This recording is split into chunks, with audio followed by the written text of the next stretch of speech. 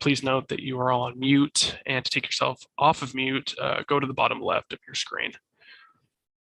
So I would like to now start with just a roll call of our voting members. So City of Tucson. Present. Thank you. City of South Tucson. Tohono O'odham Nation.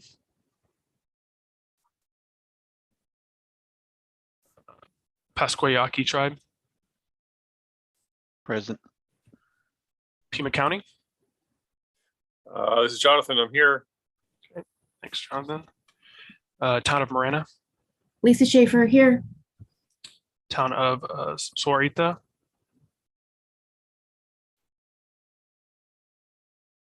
And Town of Oro Valley. Good morning, Town of Oro Valley's on. This is John. John. Okay, great.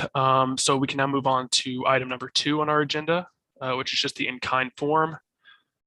Regional planning efforts are enhanced by recording time donated to attendees, volunteers, and participants. PAG collects data on the time dedicated to meetings and activities to apply for use as matching funds for grants and federal dollars. If you are paid with federal dollars, please let us know now.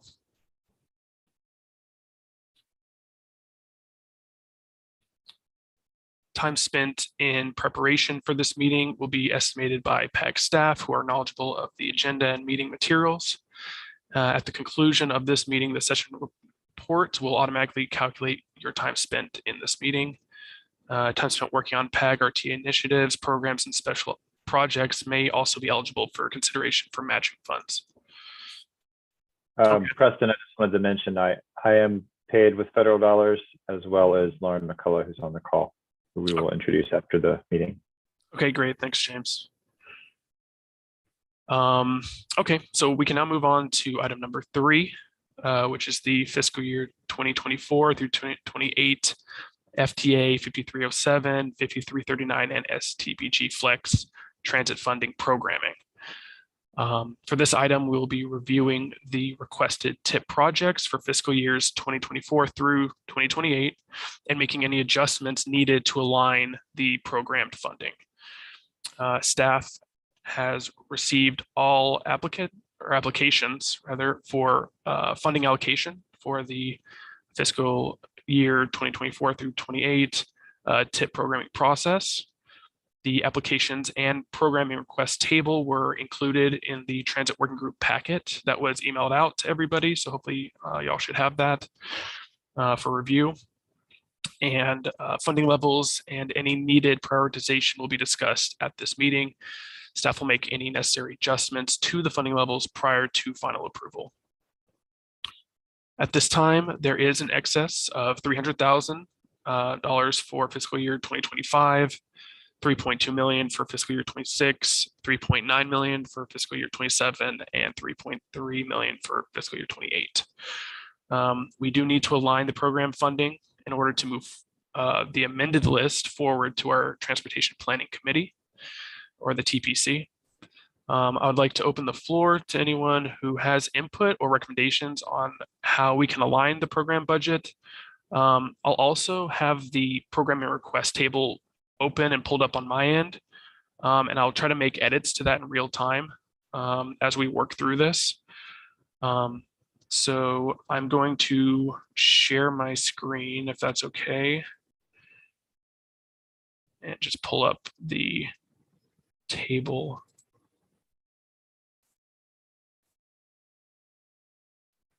So hopefully everyone can see. Is everyone able to see the table? No, we just see you, Preston. Oh, okay. That's good. Maybe the share button will help. Yes. Yes. Okay. Okay, great. Thank you. So everyone's able to see what we currently have programmed, as well as the available 5307 funding. So you can see in red down here that there is some adjustments that are needed for fiscal years 2025 onward. So again, I'll just open it up for y'all to Chris, discuss? Yes. Jonathan here. So I seem to recall in the last cycle or two that we only were concerned with either the first or second years in terms of balancing the budget and didn't focus too much on later years. Is that true? And which years should we be focusing on right now? Yeah, I mean, I believe it's most important to have fiscal year 2024 figured out. And luckily, at this time, I don't think there needs to be any sort of adjustments made. Is Jim DeGroot on? Maybe he can provide some more insight. Or James? James knows this stuff, right? Yeah, I think if I remember correctly, the first 3 years of the TIP need to be fiscally constrained. First 3 years. But it's either 3 or 4. And I don't remember. I think we usually did at least the first 3, but the policy may have changed. But yeah, for what I would, just put out the recommendation on, for at least for 24, the suggestion would be that if there are no other projects the region has submitted and there is available funding, I would move that we program that into TIP ID 12, I'm sorry, let me see, TIP ID 6803, preventative maintenance, SunTrans, SunVan, and SunLink. If there are no other projects that the region needs that funding for. James, can you repeat that? Sorry. Was the motion? Well, I don't know if I need to make a motion quite. I would just suggest that we do that. But if we need to make, at some point, if we need to make, I think the motion would be at the end just to accept the whole program. But I would just recommend that we move that killer 142,000 into that 2024 line item. That's what we've traditionally done in the past, because if there is additional funding that there aren't specific project needs, the funding that is in preventive maintenance does benefit the region, kind of indirectly by showing up in the IGA billings for RTA services as a credit. So it's a way that we can both turn the money if there aren't enough projects and also sort of continue to spread that funding to regional benefit. Hey, James, a suggestion. Since we're over budget in 25, would it make sense to throw that 142 into 2025 somewhere to reduce our overage by at least half, as opposed to just adding it to this year? I mean, you could add it to the same category, preventative maintenance, in 25, and that way it's going to help get us a little closer to balancing that year's versus where we are now. Yeah, I can see what you're saying. I think what we'd need to do is,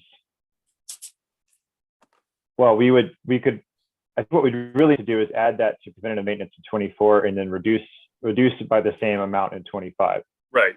Yeah. Exactly. Yeah. Mm-hmm. Okay. Yeah, I was just speaking with Jim. For whatever reason, he didn't get a link to the meeting, so he couldn't participate, but he is listening in. And he suggested that we get at least the first 3 years figured out and aligned. And so I guess that if we can do that, then that should suffice, from my understanding.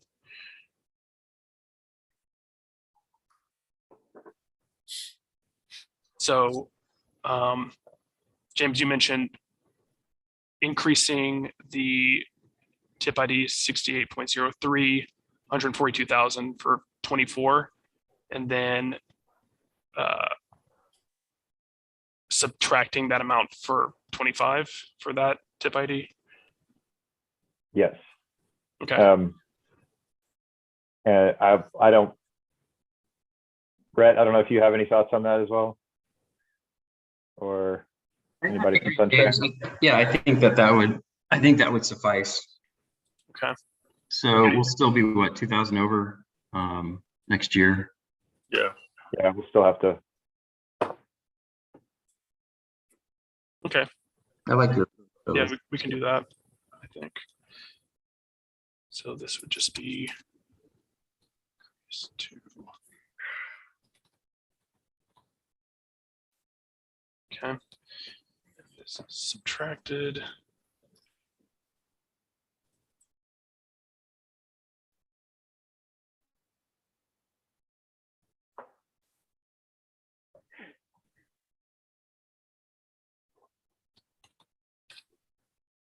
Okay, so that now leaves in excess of 160,000 for 25. How else do you feel we can make that adjustment in this programming?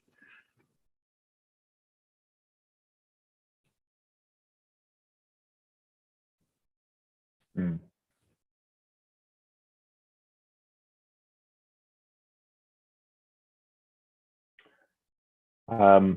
I think traditionally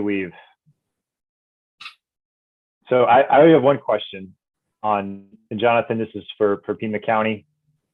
I know we've been doing a lot of funding on those enhanced. And I just noticed that we're continuing with that trend. We have traditionally put $100,000 in there.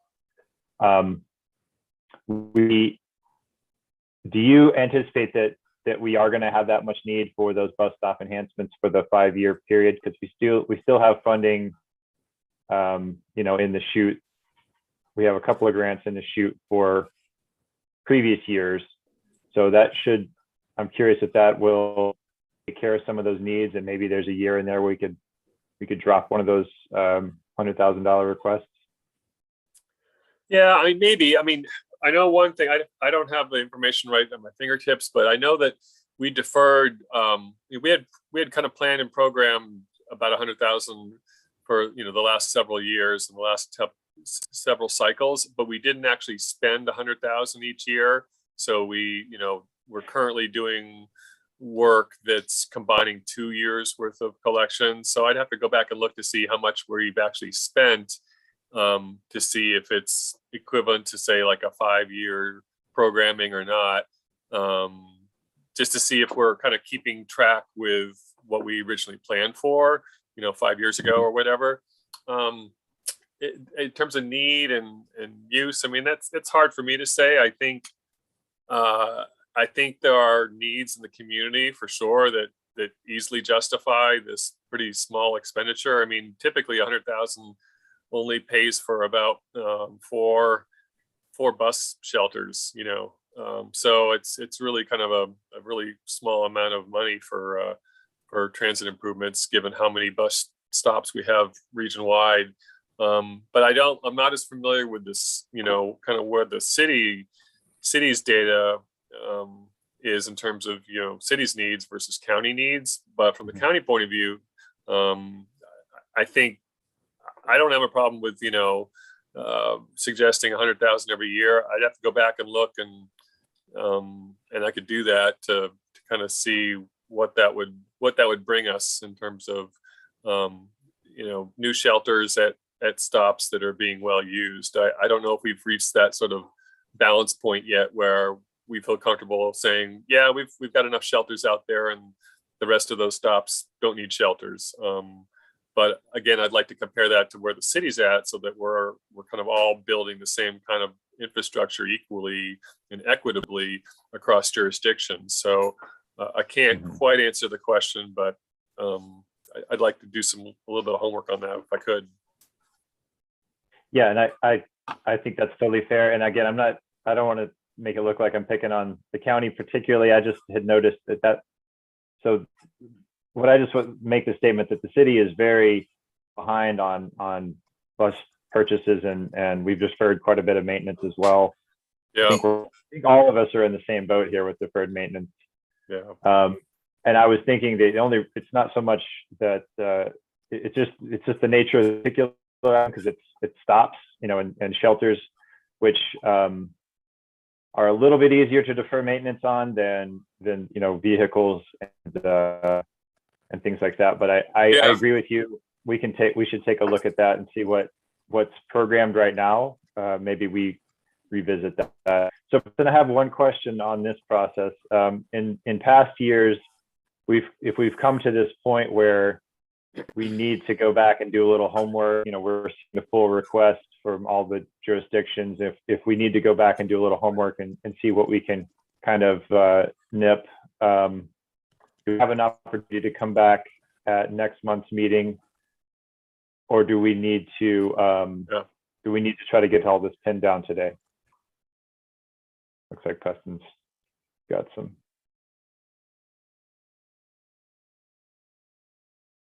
Yeah, good question, Preston.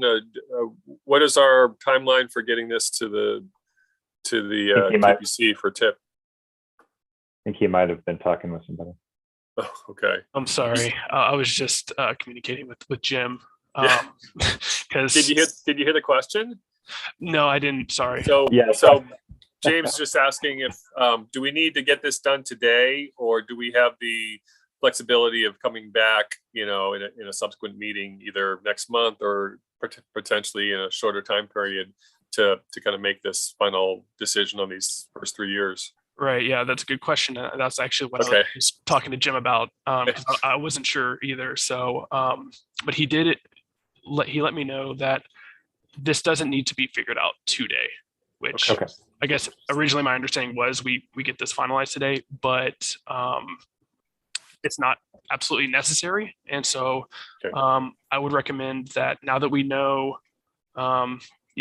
what needs to be adjusted for the following fiscal years, we can begin working on this after this meeting, and then hopefully we can have everything finalized for the upcoming transit working group meeting, which would be October 11th, I believe. And maybe hopefully we get that finalized at that point. We can have, these numbers aligned and adjusted and balanced by that time.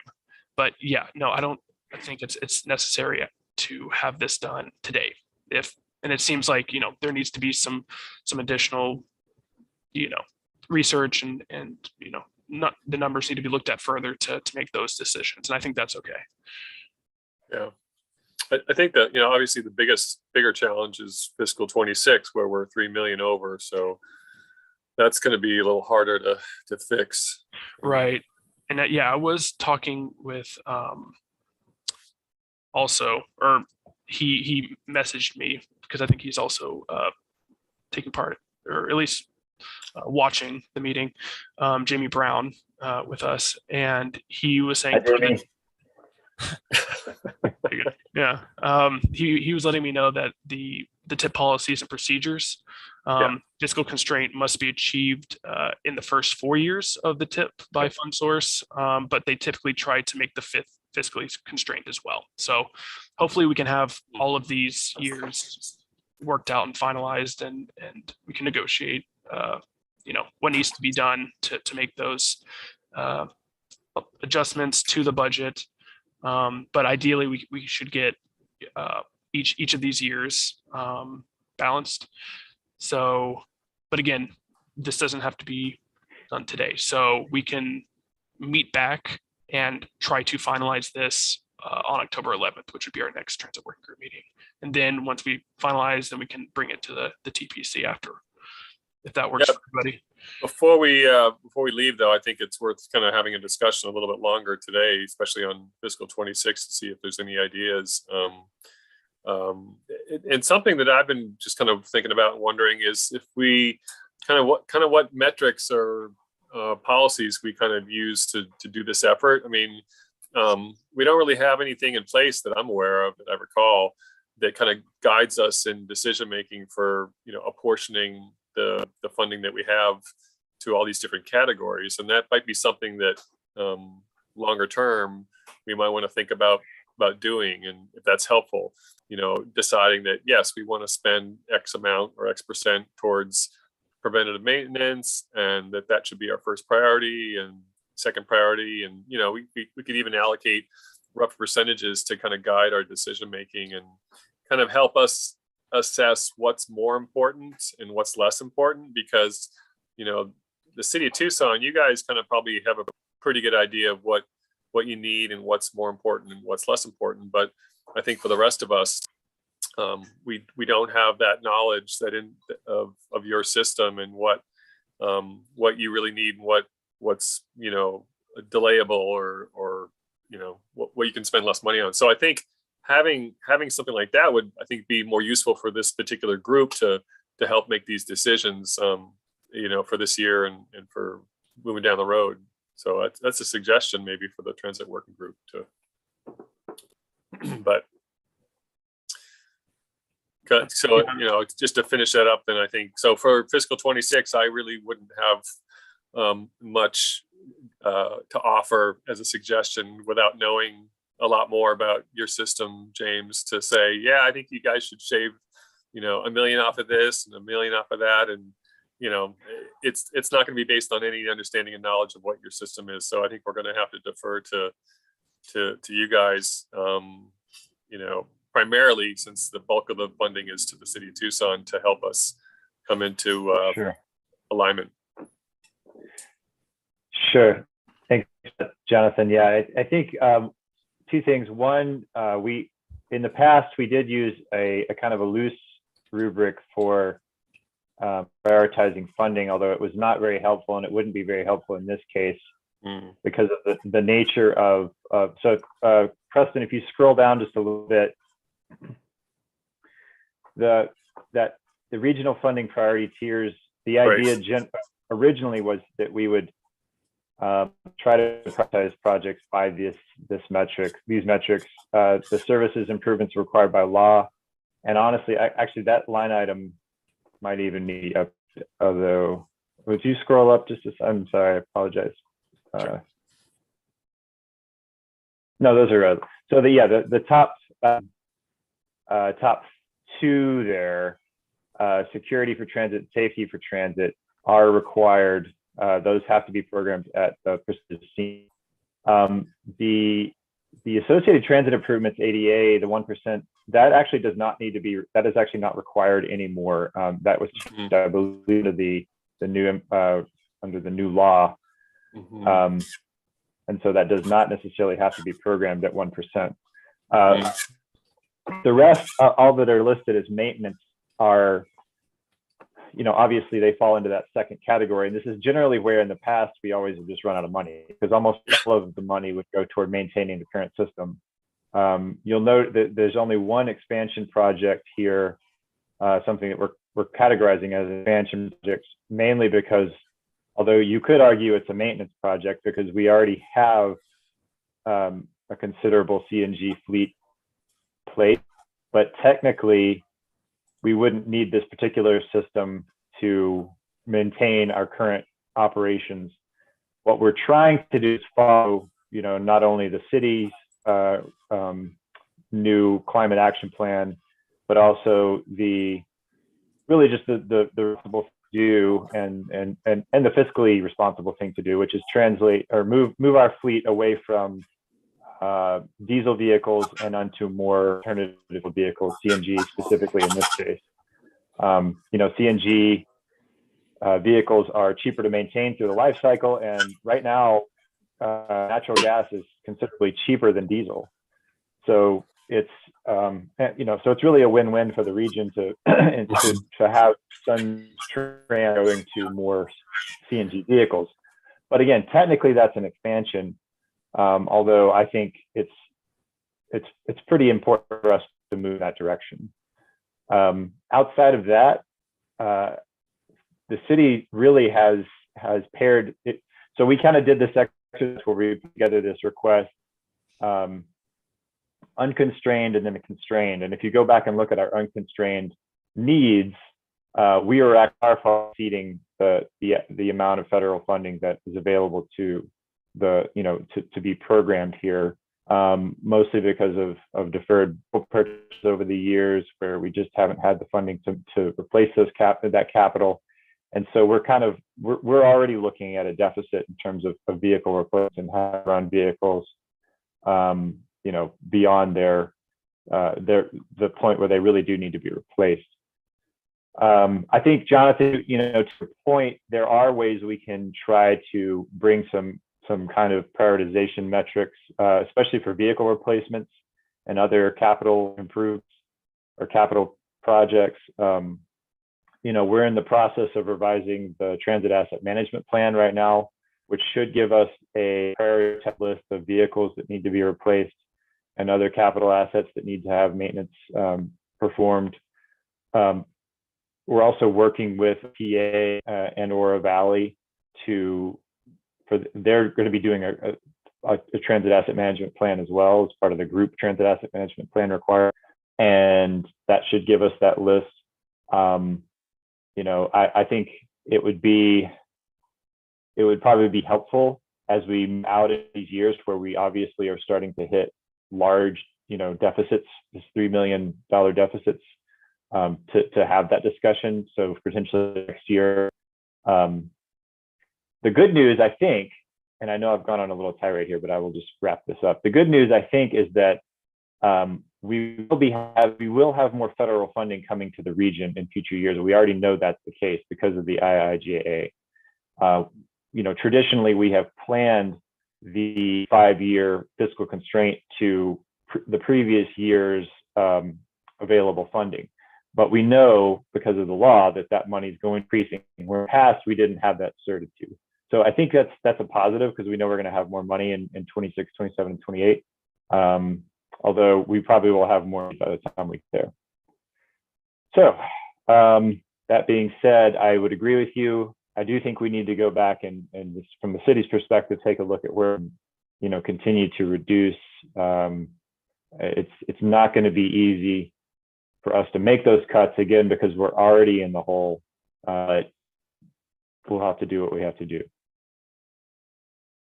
But I would ask for maybe anybody else, especially our regional partners, asking for large, large sums in those out years. Just if we could talk about what those look like. I know that for a lot of folks, the capital placement is becoming a big ticket item because the cost of vehicles is really gone up in recent years. So I'm assuming that's kind of what's reflected in those line items as well. Yeah, I think in terms of the RTA, we are willing to probably work on our bus replacement a little bit for those, further fiscal years.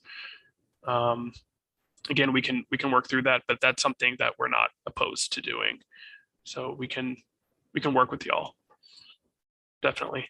Also, I believe Jamie Brown is now a panelist. So Jamie, did you want to add anything that maybe I missed? Thanks, Preston, and hi, everybody. Yeah, and thank you. I think, Preston, you did address the piece about fiscal constraint for the first 4 years of the TIP, and that's in our TIP policies and procedures, and that we also try to make the 5th year fiscally constrained as well. So just wanted to clarify that. And in terms of timing, having a complete list by October would be great, and would also provide buffer. I think per the TIP development notice of funding availability that was shared in early August, we had the transit working group finalizing that list in November. So thank you. Thanks, Jamie. Were there any other comments or questions? Okay. I did want to ask, it would be helpful for the group if the city can bring back kind of that unconstrained list and just so kind of demonstrate where we are.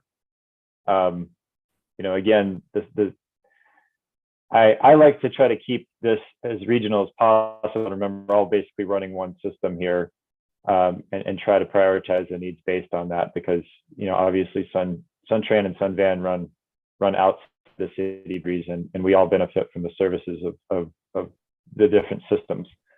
We're trying to make a regional transit system, so I think that's important to remember. I would request that we make sure that we try to prioritize this based on the customer's needs, and how we can best serve our regional customers. If it would be helpful, we can put together that unconstrained list and kind of give give you all a picture of where the city sits with the capital needs for the next meeting. Okay, yeah, that sounds good. So it does seem like there, more time is definitely needed to make these adjustments. So I guess move forward. I'd ask for a motion just for us to work on finalizing the adjustments before our next transit working group meeting on October 11th. And then have it approved and finalized to bring to the TPC. Again, it sounds from what Jamie's mentioned that we could even, if that isn't enough time, if, October 11th is too short of a time frame, we do have until the following transit working group meeting, which is November 8th, I believe, which would be, that's when we should have it definitely finalized. So, yeah, I guess I'll motion to work on this and finalize adjustments for the next transit working group meeting.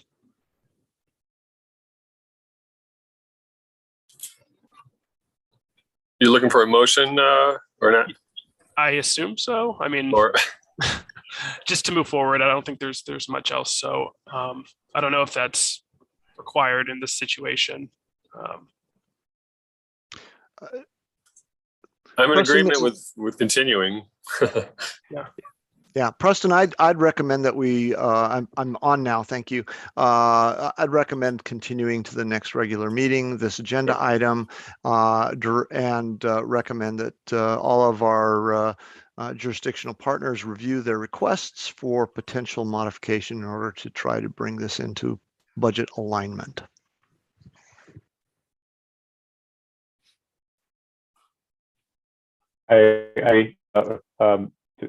Do we need a motion on that? I'm sorry. I would agree with that passive action. I don't know if we need to actually vote on that or not. I was just clarifying. Jim, is a motion needed for this? I'd recommend it. Okay. All right. Then I'm happy to make a move. Excuse me. I'm happy to make a motion that we continue this item next month with the understanding that all the jurisdictional partners will go back and review their individual line items and see if there are reductions that could be made. I would also like to request if the partners can bring back, if there are large expenditures, if they could just bring back an explanation of what those are. I know they're in the, and maybe that's something we can just review based on the applications. I know we didn't go through the applications in detail today, but maybe we can do a little bit next month. Sorry, that was a bit of a long motion. So I think the main motion is to continue this to next month and review the individual line items to see where we could constrain the spending. Yeah, I'll second the motion. Okay, great. Okay, so with that motion passed, we will review our line items and make those adjustments and discuss and hopefully make those finalizations for the following transit working group meeting on October 11th. Oh, Jamie, did you have something to say? Oh, I'm sorry, I didn't mean to interrupt you, Preston. It sounded like you got a second on the motion. Wondering if you're wanting any discussion and then a vote. So I guess if in this case, if you're actually asking for action, you got the motion and second. If there's no discussion, do you want to ask if those are in favor to vote, and then also those who object to say nay? Right. Yeah, we can have a roll call for our voting members of the transit working group to vote on this. City of Tucson. Aye. City of South Tucson. Tohono O'odham Nation. Pasquayaki Tribe.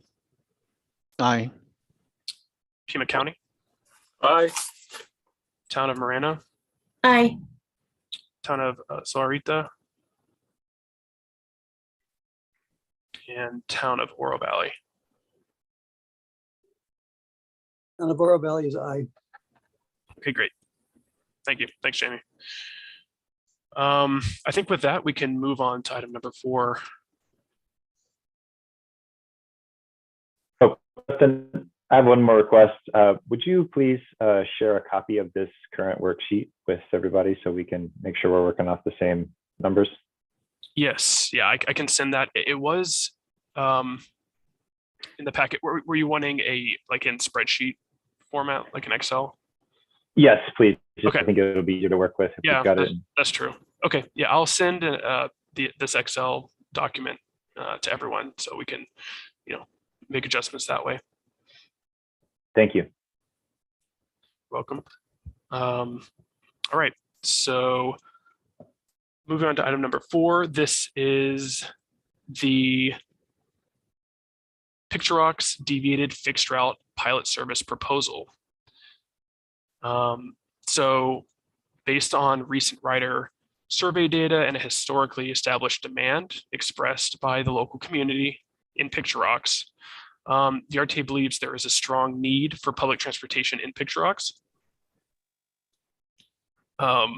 Because of this evident demand, the RTA is wanting to launch a pilot Sun Shuttle deviated fixed route service for Picturox for the time span of 1 year, with the possibility of making the service permanent after that time period if operational metrics are satisfactory.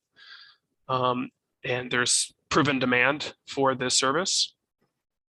So I wanted to provide just some more detail on this proposed service with the intent of requesting approval from the Transit Working Group to proceed with the launch of this service. So I did come up with a PowerPoint presentation. So if I could, Crystal, I know you described how to do this, but should I just begin controlling the slides now for that? Yep. Yep, you should see the arrows. There you go. Okay, great. Perfect. Okay. So yes, let me proceed with the PowerPoint presentation, and hopefully this can provide some additional information on what we're wanting to do in the near future for this service. So first, I did want to share that I found this article from the Arizona Daily Star. It was published on August 30th, 2012, showing that Picturox residents were pushing for bus service then. So this has been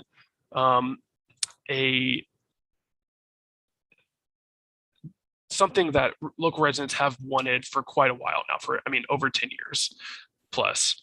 And now that we have shifted the Route 410 fixed route in Marana-Aver Valley to the new dial-a-ride service, which we discussed and approved a while back, and that's launched, we can now focus on the Picturox area because we actually learned more about what's needed from Picturox residents from the surveys that were collected and the public input that we received for the 410 service change. And actually, this new dial-a-ride service has reduced service costs enough to where it is now within the RTA's budget to actually provide a limited bus service in Picturox. So moving forward. Additionally, I wanted to point out that this is also within the regional long-range transit plan. There's a section in that plan that discusses, what should be prioritized moving forward. And one of the items which I highlighted at the bottom here is intertown service with the frequency of 1 to 2 trips per day, which is what roughly what we're wanting to do with this new Picturox service. And so this is listed within our long-range transit plan as well. That there is demand and more focus should be placed on these intertown services. And so through both, the public input sessions that we've had recently last year, as well as survey data that we've collected, and then just historical data that we've known about and collected from our old 411 service, which ran this partial service back a while ago before I worked here. But there was a fixed route service in the past that it didn't go all the way to Picture Rocks, but it did serve a portion of what we're suggesting. And so we used data from that time period and from that route to establish what you're seeing now, which is the proposed deviated fixed route service for Picture Rocks. And it would basically take residents from the town of Picture Rocks all the way to the Arizona Pavilions off of I-10. There's a Walmart stop, as well as the Tucson Premium Outlets just on the other side of I-10 and back. And again, this would be a limited service. So we're thinking two trips in the morning and 2 trips in the afternoon and evening. And I'm going to discuss this a little bit further along in the presentation, but we haven't finalized service times yet. We're wanting to get additional feedback from local residents to see what times work best for them before making that finalization. But we are wanting, the goal is to have just, limited service, 2 in the morning, 2 in the afternoon, to just, provide residents of Picture Rocks a way to, go to the grocery store or, to any sort of shopping centers or to connect to other routes at least a couple times a day as a lifeline service. So what we have proposed is, as you can see, this route, there's 7 stops in total. The first being at the intersection of Picture Rocks Road and Sandario. And there is a flag stop area that you can see, hopefully, it's this white line here. So it basically spans the extent of the town of Picture Rocks. It stops at McGee Road. And so anyone along this section can just, flag down a bus and we will stop for them and pick them up. The second stop is, if you were to see satellite imagery, there is a pretty large neighborhood community right here where these 2 roads are intersecting. This will also be a flag stop area as well for anyone along, in this limited section who wants to be picked up. The third stop will be at the Safeway grocery store. And it will actually drop riders off right at the entrance of the Safeway. The fourth stop will be at the Sunflower Community Center. And so there's a large retirement community, the Sunflower community here. And again, you can't really see it from this map, but if you were to look at satellite imagery, there's a lot of homes here within that Sunflower community. So we actually are planning a stop directly in the community center. There's a roundabout. So we're hoping to pick up residents directly there. And then proceeding eastward, the 5th stop would be, there's a Walgreens and there's another small shopping center here. So we wanted to provide that option for anyone needing to get to the pharmacy. The 6th stop, again, would be at the Arizona Pavilions. There's a Walmart stop, and this is actually currently a stop for Route 413 as well, so they can actually connect to Route 413 at this stop. It will follow the frontage road back up, and then the final stop will be at the Premium Outlets. And at the outlet stop, there's also connections to Route 412 and 413. And then it'll just turn around and come back to Picture Rocks. So this is what we have planned in terms of the stops, which areas are flag stop areas, the route itself. The only thing we need to do now is just finalize the schedule of when, this service will be available. So moving on to the next. So I just wanted to provide some route details. So it's a pretty long route just because this is a rural area and we are needing to get people from Picture Rocks, closer to the city. So it's about 25 miles round trip. So maybe 12, 13 miles each direction. Again, we're wanting 2 trips in the morning, 2 trips in the afternoon or evening, depending on, what input we receive from the local community whenever we do hold those meetings and have those surveys available. We're wanting to have the service in operation between 3 and 5 days a week. Again, we're going to have to look at the budget and see what we can afford to do, and again, what the local residents are wanting. What days to run service. It could be Monday, Wednesday, Friday. It could be Monday through Friday.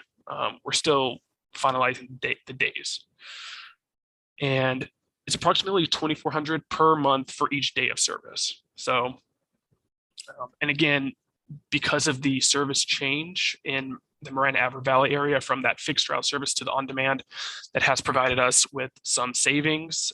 Service costs have decreased pretty significantly, and so we're hoping to move those, savings to this service. But we do have to, again, look at finances and to figure out, to finalize the days of the week and the times that we're wanting to run the service. 7 proposed stops, like I mentioned, 2 flag stop areas, service connecting to 2 Sun Shuttle stops, the 412 and 413, like I mentioned. And then additionally, we're wanting to, and we're in talks with one of the manager. There's a Dollar General with a pretty large paved parking lot right at that intersection of the first stop.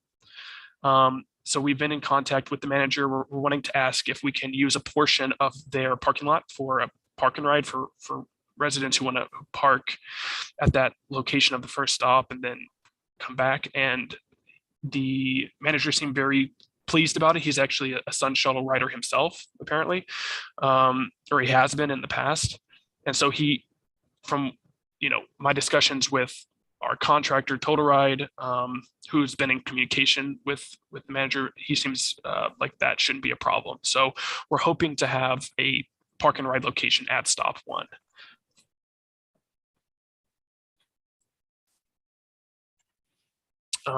And like I was alluding to briefly, we are having some additional public outreach events in Picture Rocks. We're actually, I think this date has changed. We were hoping to hold a public input meeting on September 16th. I think we're moving it to the following Monday, so I think that's the 19th.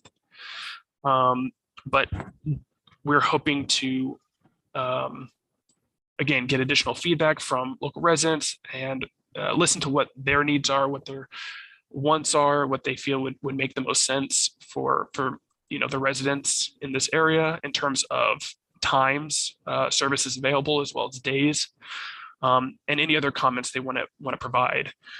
And if you look at this photo to the right, this is the last time we were at Picture Rocks. This is the Picture Rocks Community Center. So this will be the location of our upcoming public input meeting. And it was actually a really great turnout as far as these things go. Picture Rocks seemed very adamant to provide feedback and comments on the service. I think we had 15 people in attendance. And this was, I think, during lunch on a weekday. So, and this was much more than our other public input meetings that were in Marana and in Avar Valley. There's a couple people showing up there, but in Picture Rocks, there's a lot of residents who are really excited and really hoping for service. And so we're hoping to get a good turnout again. And then Sunshine Marketing has also reached out to the Sunflower Retirement Community. Like I mentioned, that's one of the stops along this proposed fixed route. So we're wanting to gather more input from residents who live at that community.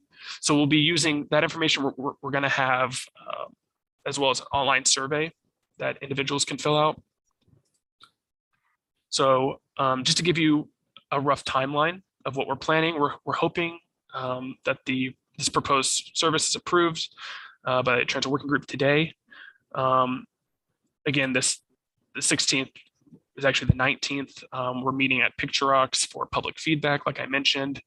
We're going to have the survey period for about a week for anyone to fill out online or in person. I think we're going to have some physical surveys at the community center that people can fill out that we'll collect. On the 26th, we're hoping to finalize the route schedule. So once we receive all that public information and we look at what makes sense in terms of making sure that there's connections to those other Sun Shuttle services at those stops to make sure those align. We're going to finalize the times in which these routes are running each day.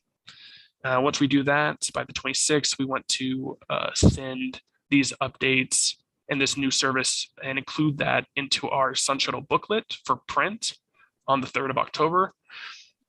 So the upcoming Sun Shuttle booklets will have that information available.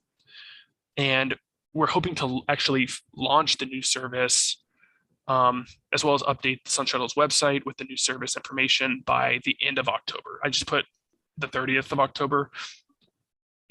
That date might fluctuate a few days or a week or so, but we're hoping the goal is to launch late October.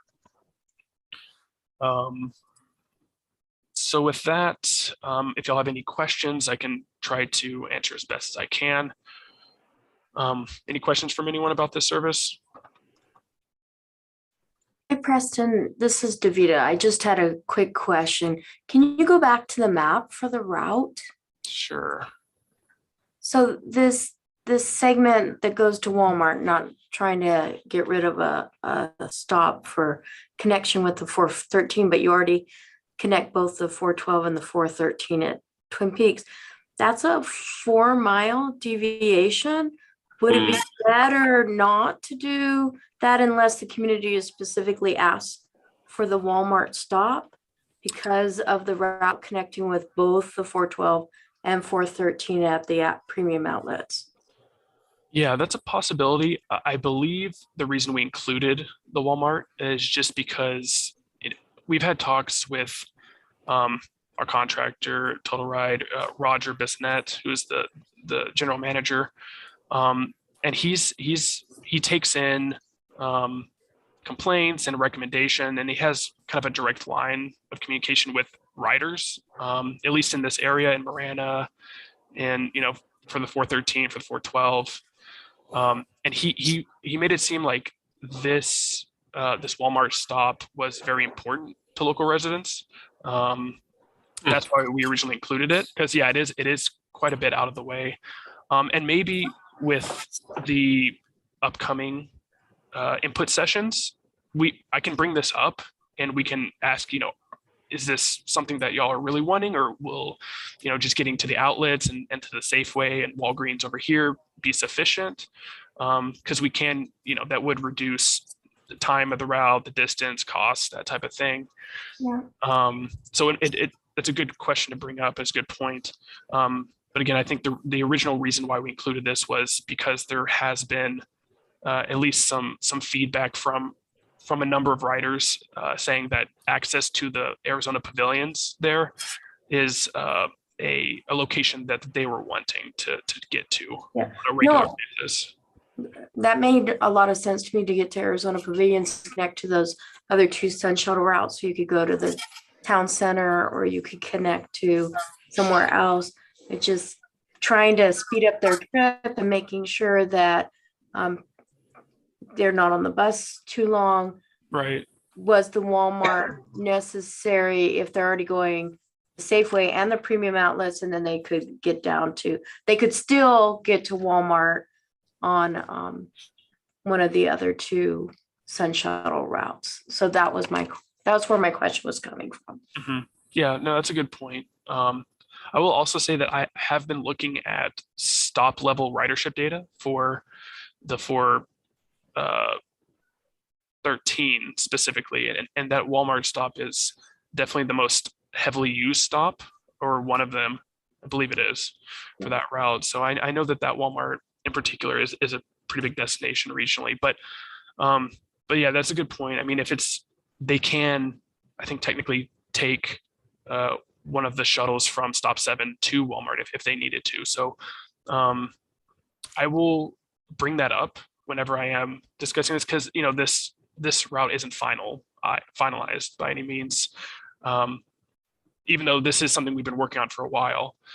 But there is still the possibility of making those changes if we do see that maybe there isn't as strong a demand as we thought for this stop. So because that would speed up the time of getting to these stops and back and that type of thing. So it's a good thing to consider.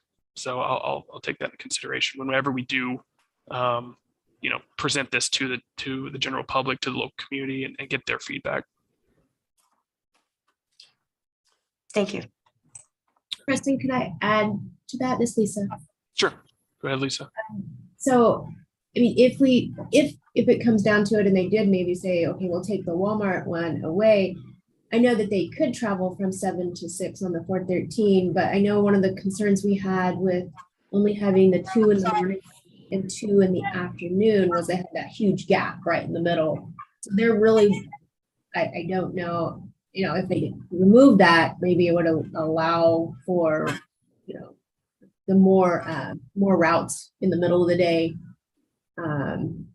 It gives people more ability to come back and because they're going to have to take the 413 down and then the 413 back to the outlet malls to catch one, so maybe that would give us the ability to have more routes or more loops.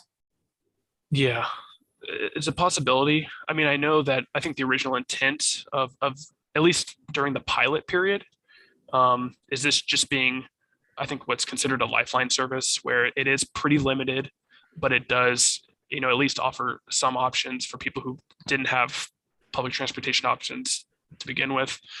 So, I mean, ideally, the goal would be to increase service times. And if, again, after this year of the pilot program, and we see, a huge demand, I would definitely consider and recommend increasing those service times if if we can afford it.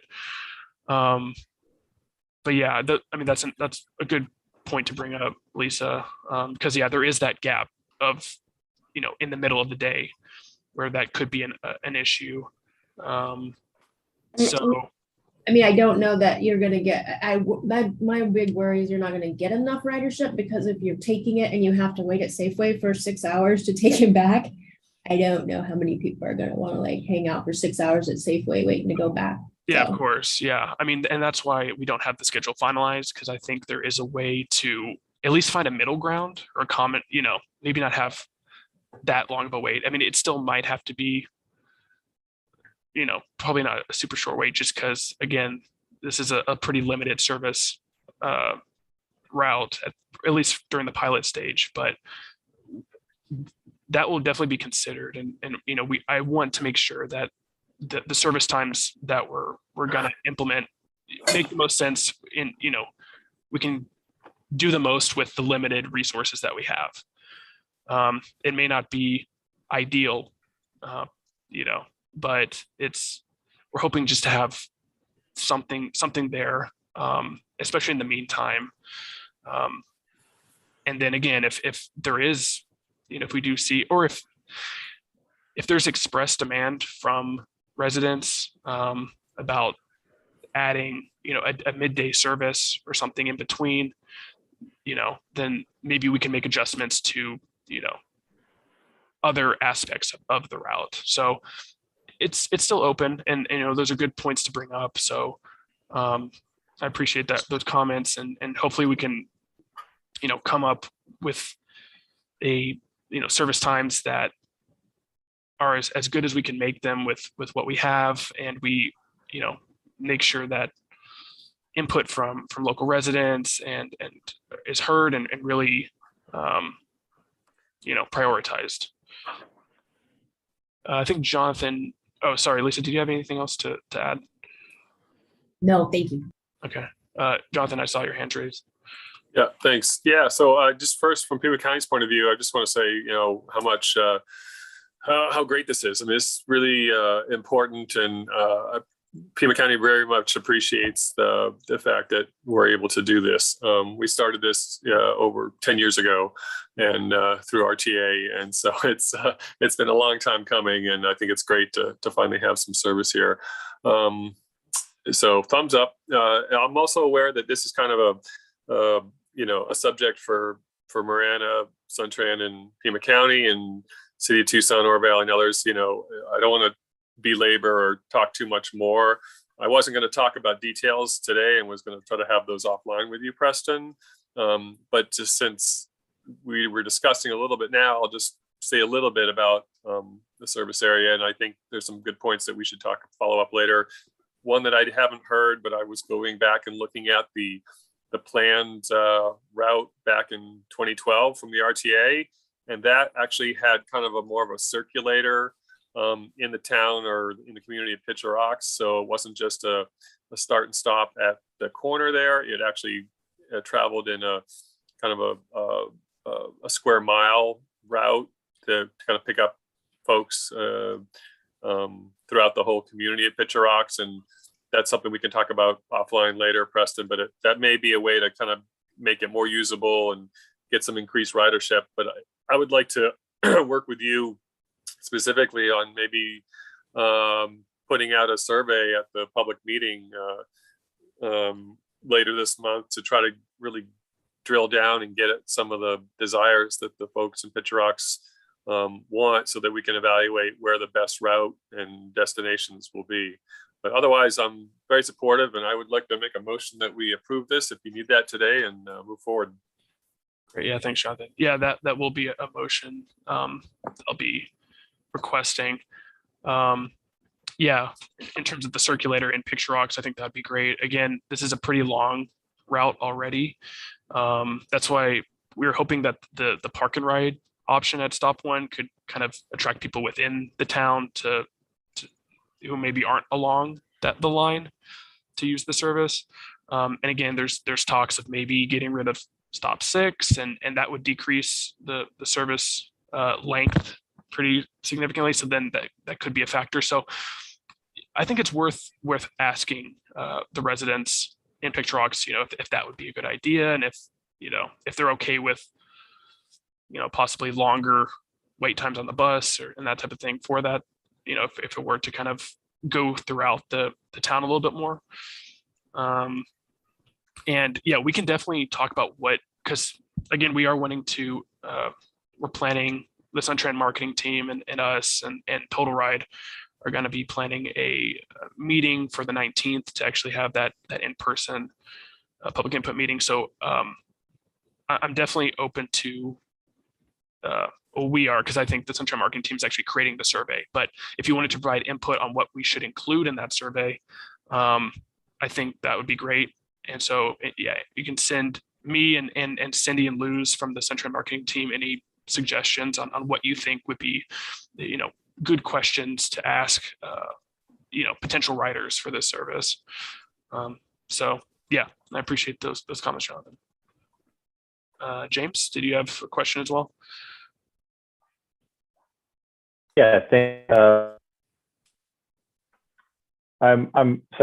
first I'd like to just say that Picture Rocks has been asking for service for a long time, and so nice to see that there is funding coming available to try to offer them some service. That we worked with them many on and off over the years, trying to find things that would work for them, and typically it just came down to the fact that we did not have funding available to extend a fixed route when there were other priorities for service.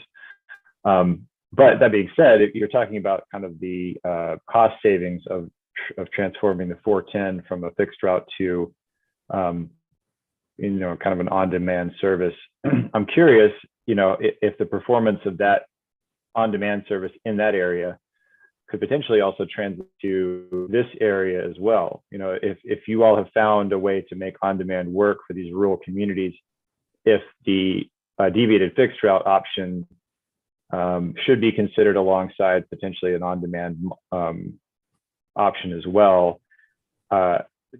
Just curious about that. I have, we've been working on our on-demand services and looking at how the modern technologies are in those more effectively than they did in the past. So just a thought on that. Second, in terms of performance analysis, this is being proposed as a pilot, but we're also going into the comprehensive operational analysis right now. We're getting that kicked off. You're at the kickoff meeting, and we're going to be continuing to work on that over the next coming year.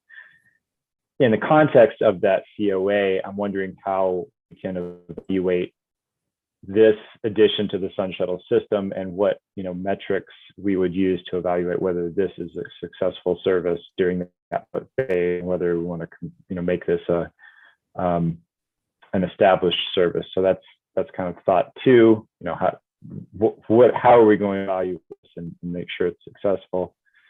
What's my other? The funding side of this, I think if you do set it up as a fixed route, it should be eligible under 5311. Although I don't remember if there are frequency requirements to the service to actually qualify for 5311 funding or not. But that would be something I think I would ask that you bring back. Of, you know, is ADOT aware of this, and if they are, does this out as it's currently configured meet the threshold for application for rural transit funding? And if not, is it worth bumping up the frequency to make it eligible, kind of based on the math of what kind of funding you might or might not be able to get? I know that, you know, ADOT's 53 fund also benefiting from the expansion of the IIJA Act.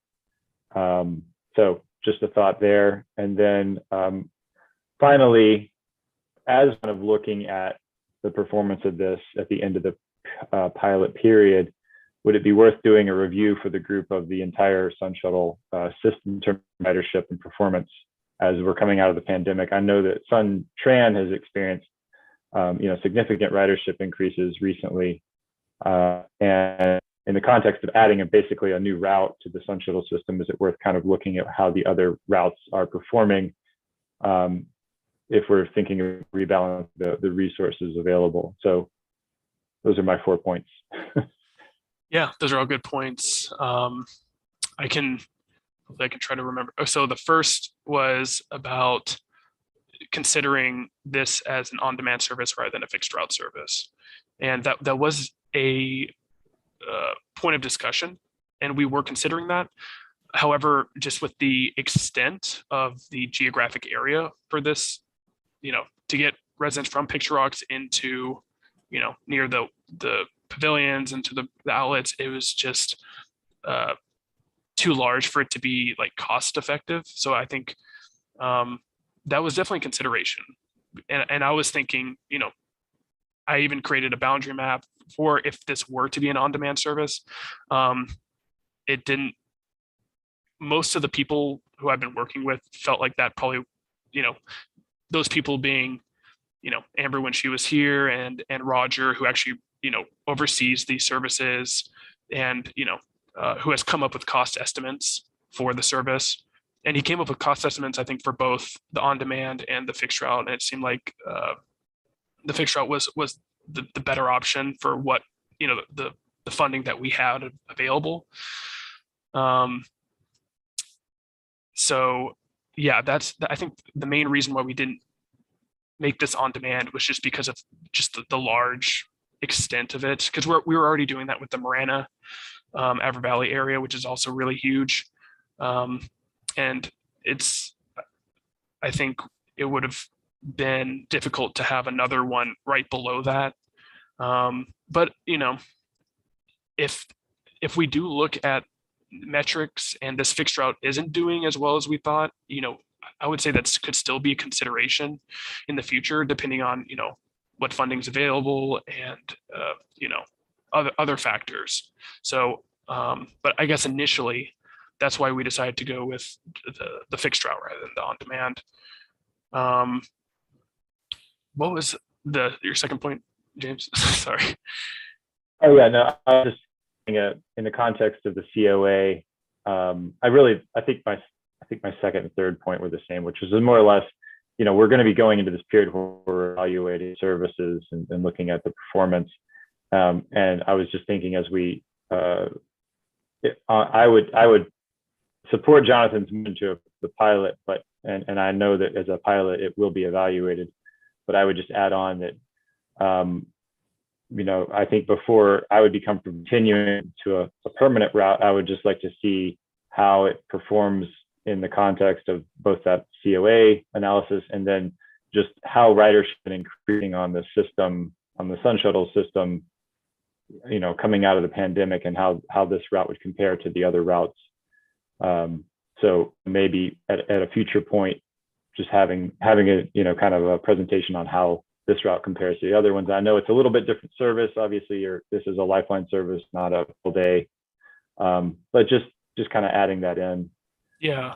Yeah, that's a good point. And we haven't finalized all the metrics that we're wanting and parameters we're wanting to use for the analysis to determine, how successful this service is. That's something we are, working on doing. But obviously that's a key component in determining how to proceed after that year. So yeah, I'd be happy to, whenever we do finalize those metrics, to start collecting data and comparing it with other Sun Shuttle services. I know, within the last few months, Sun Shuttle, in general, our Sun Shuttle services in terms of ridership have rebounded back to pre-COVID levels, and even some routes, exceeding COVID, pre-COVID level ridership. But yeah, I think it would be a good idea to compare, this service with all the other Sun Shuttle services, and to, provide present to the transit working group and anyone else who's interested in, how well this new service is performing. So yeah, that works for me, and I think that's a good idea. And then I think your last point was 5311 rural transit funding, and if this is qualifies. So we did, in the most recent 5311 grant application, which is every 2 years, we just submitted one at the beginning of this year. And we did actually we requested funding for this pilot service specifically. And because this is a new service, it wasn't prioritized, and they did not fund it. Just because, I think their reasoning was that they just don't fund new services. They just fund existing services. So I think maybe after that year, if we, then I guess it might be considered an existing service. And I think it should be eligible for 5311 funds, because this is, Picture Rocks is a rural location. I'm assuming, and I will have to, I guess, speak with our contact at ADOT to confirm, but once we have the route finalized and everything, if it is eligible for 5311 funding, and I believe it should be. My guts tell me it is. So yeah, that will be another important funding source moving forward, and that we can then use to increase, the service frequency, or, whatever. We will have more money to play around with to make those, potential improvements to the service, if we are, funded, and this new service becomes an existing service. So hopefully that answers your questions. Thanks for those comments, James. Was there anyone else? I know we're over time, so apologies for that. Was there any other comments or questions?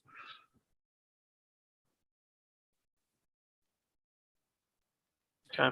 I'll just say I would second Jonathan's motion to approve the pilot with the added with the added consideration that we have a review of the service in the context of the rest of the Sun Shuttle system at a future date. Okay. That sounds good to me. I guess should we move to the roll call vote by jurisdiction for this motion? So for the city of Tucson. Aye. City of South Tucson. Tohono O'odham Nation. Pasquayaki tribe. Aye. I have a question. I have another meeting I need to get to. Is it okay if I leave? Sure. Yeah. This is the end of the. I'm just adjourning after this, so I think you're good to go. Thank you. All right. Bye. Thank you. Bye. Pima County. Aye. Town of Marana. Aye. Town of Sorita. And town of Oro Valley. Son of Oro Valley, aye. Okay, great. So the motion's passed, and so the RTA will proceed with the launch of the Picture Route's Deviated Fixed Route pilot service. So we can move to item number 5, which I guess I have control over. Yes, which is adjournment. Whoops, I went too far. Thanks. So yeah, Thanks. that's it. Thanks for participating. Hey, can I really quickly just introduce everybody to Lauren McCullough? Sure. She's our city new transit services coordinator. Yeah. Lauren. Yeah, hi. I can turn on my video so people can see my face as well. Hello. Hi. Hello. Nice to meet you all. I know it's the end of the meeting, but I absorbed a lot of information this meeting, and I'm excited to work with you all. Thank you. Nice to meet you. Were there any other announcements or anything else anyone wanted to mention before adjourning? Okay, so our next meeting will be on October 11th, and then the following meeting would be November 8th. So thanks again for participating, and I look forward to our next meeting. Thanks, Preston. All right.